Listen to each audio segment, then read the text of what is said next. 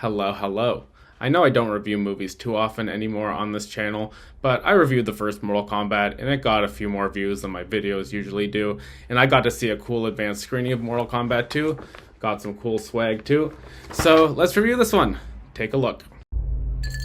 Uno mas, thanks. You're Johnny Cage. I loved Citizen Cage when I was a kid. Thanks, man. I appreciate it. They should do a reboot.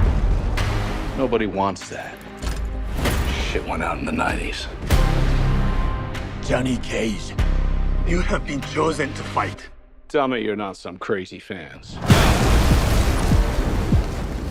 How are you doing that? Are you coming or what? Overall, it was great. It was the same director as the first one, Simon McQuoid, and you can see that. It's an overall cohesive vision.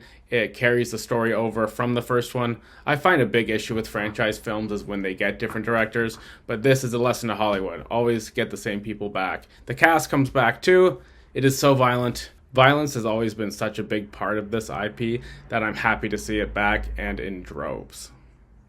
Younger me was a bit confused because the tournament in this series isn't as traditional as the first game or the original movie. Where is the actual tournament? Where is Mortal Kombat?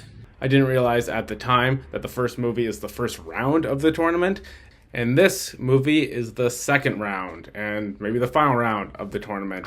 And they do make it more clear this time, and even give you visual references, who falls where, how many guys are on each side, etc. The story is actually a lot closer in line with the later Mortal Kombat games. I just finished MK1, the new one, before watching this, and it's very similar. The cinematography is similar, the visuals, the effects, the blocking even. They really try to capture the games in this movie.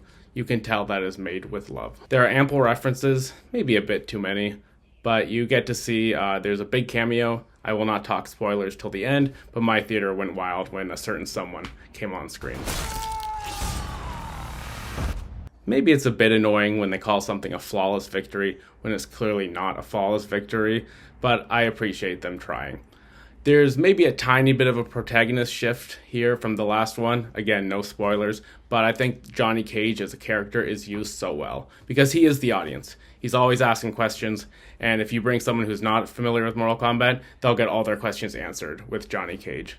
And he really, Carl Urban really embodies the character. That is like a Jean-Claude Van Damme-esque guy who's washed up, and now he wants to redeem himself. Generally, video game movies have followed a similar course to comic book movies. It took time for people who grew up with the source material to actually be making the movies. And now finally we get labors of love like this. And it's clearly where Hollywood is going for the next treasure trove of content. Superheroes are out, I think. We'll see how Avengers Doomsday does, but video game movies are in. So we're probably going to see every video game we ever loved turn into a movie. But so far, they've been so accurate to the source material. If you look at the Mario movie, The Last of Us, Iron Lung, whether you're free not to like the source material, but they make it so close in line. Anyway, following my old rating system, I give Mortal Kombat 2 a hit. Time for spoilers, please click away. Next is Shinnok. They are going to Netherrealm. I'm excited. There aren't too many Mortal Kombat villains, but he'll be the next one.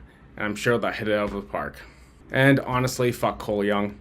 He was okay in the last one. I think people probably complained no one ever played as Cole Young in the video game, so in this one he gets smashed. And that's it. Everyone, tell me your thoughts below. Feel free, rate, comment, subscribe, check out my other videos, I don't know. And see ya. I got a Saturn Award for Best Fight in a feature film, so don't mess with me.